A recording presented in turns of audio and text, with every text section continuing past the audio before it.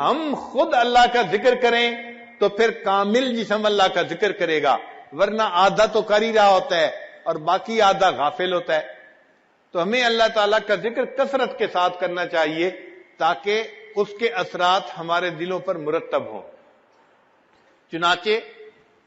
انسان کا یہ جو ذکر ہے یہ انسان کے لیے جان کی مانند ہے، روحانی جان کی مانند ہے۔ چنانچہ حدیث پاک میں آتا ہے، ابو موسیٰ اشعری رضی اللہ تعالیٰ عنہ روایت کرتے ہیں، قال النبی صلی اللہ علیہ وسلم مثل الذی یذکر ربہ والذی لا یذکر ربہ مثل الحی والمیت، کہ مثال اس شخص کی جو ذکر کرتا ہے اور اس کی جو ذکر نہیں کرتا زندہ اور مردہ کی مانند ہے۔ یعنی ذکر کرنے والا انسان زندہ ہے اور ذکر نہ کرنے والا شخص وہ مردہ کی مانند ہے۔ تو یہ روحانی زندہ اور روحانی مردہ ہے گویا۔ دیکھیے اللہ کے حبیب صلی اللہ علیہ وسلم نے 1400 سال پہلے بتا دیا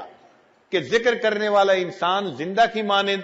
اور ذکر نہ کرنے والا وہ مردہ کی مانند ہے۔ پھر نبی علیہ السلام نے ایک اور بہت پیاری مثال سے بات سمجھائی کہ جس طرح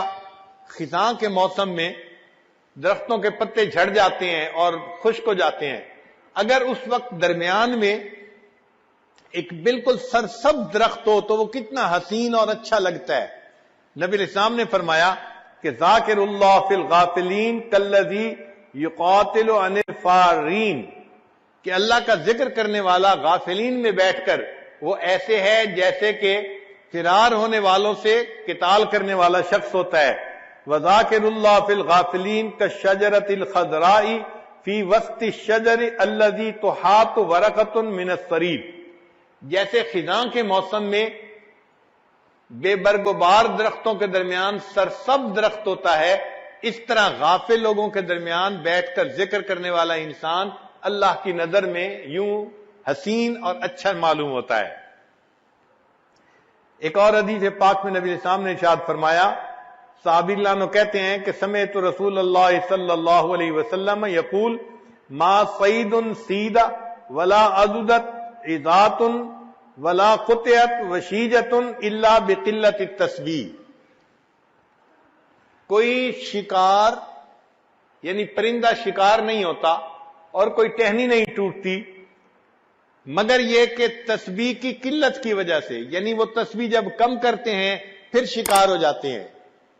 اللہ کی شان دیکھیے کہ پرندے جب تک اللہ کا ذکر کرتے رہتے ہیں اس وقت تک کوئی ان کو شکار نہیں کر سکتا، جب ذکر میں کوتاہی ہوتی ہے، کمی ہوتی ہے، تو اس وقت ان کو گویا موت دے دی جاتی ہے۔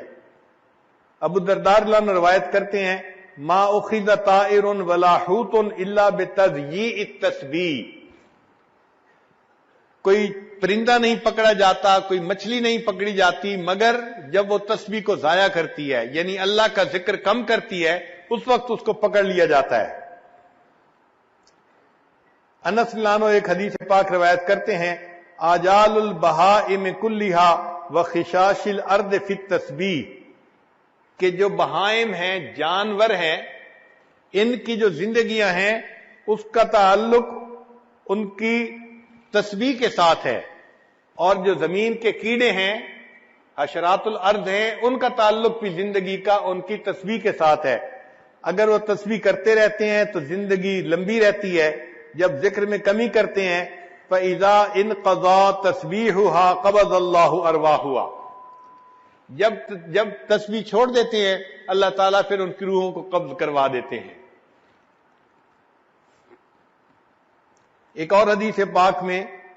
یزید بن مرشد رضی اللہ تعالیٰ عنہ فرماتے ہیں کہ نبی علیہ السلام نے فرمایا، لا یصاد شیء من الطیر والحیتان الا بما یضیع من تسبیح اللہ، کہ جب کوئی پرندہ اللہ تعالیٰ کی تسبیح کو کم کرتا ہے، ضائع کر دیتا ہے، پھر اس پرندے کا شکار کیا جاتا ہے، یا مچھلی ضائع کر دیتی ہے تب مچھلی کو پکڑ لیا جاتا ہے۔ تو اس کا مطلب یہ ہوا کہ جو ذکر کرتا ہے وہ زندہ ہے، اور جو ذکر نہیں کرتا وہ اللہ تعالیٰ کے نزدیک مردہ کی مانند ہے۔ اسی لیے یہ پوری کائنات، اس میں جب تک اللہ رب العزت کا نام رہے گا یہ کائنات اس وقت تک سلامت رہے گی، اور جب یہ اللہ کا نام سے محروم ہو جائے گی، اللہ تعالیٰ اس کائنات کو ختم کر دیں گے۔ چنانچہ حدیث پاک میں ہے، قال رسول اللہ صلی اللہ علیہ وسلم لا تقوم الساعة حتى يقال في الارض اللہ اللہ، کہ اس وقت تک قیامت قائم نہیں ہو سکتی جب تک کہ زمین میں کوئی ایک بندہ بھی اللہ اللہ کہنے والا ہوگا۔ یہاں ایک نقطہ سمجھنے کی ضرورت ہے کہ قیامت سے بڑی مصیبت اور کوئی نہیں۔ اتنی بڑی مصیبت اس وقت تک نہیں آ سکتی جب تک کہ ایک بندہ بھی اللہ اللہ کہنے والا ہے۔ اور ایک اور حدیث پاک میں ہے کہ اللہ تعالیٰ نے اسرافیل علیہ السلام کو حکم دیا ہے کہ اگر تم دنیا میں کسی بندے کو سنو کہ وہ میرا نام لے رہا ہے تو اس نام کو سننے کے بعد سور کو پھونکنے میں 40 سال کی تاخیر کر دینا۔ تو ایک دفعہ اللہ کا نام لینا قیامت جیسی مصیبت کو اگر 40 سال ٹال دیتا ہے، تو جو بندہ روزانہ ہر وقت اللہ کا نام لے گا، اللہ اس سے دنیا کی مصیبتوں کو کیوں نہیں ٹالیں گے۔ آج ہم تعویذوں کے پیچھے بھاگتے ہیں اور عاملوں کے پیچھے بھاگتے ہیں، ہمیں اصل میں سمجھ نہیں آتی کہ کرنے کی کیا ضرورت ہے۔ ہم اپنی زندگی شریعت کے مطابق بنائیں اور جو اذکار ہیں ان کو کریں، اللہ تعالی ہمیں پریشانیوں سے بچائیں گے۔ مغیر الاحوال اللہ رب العزت ہیں، وہ پھر حالات کو ٹھیک کر دیتے ہیں۔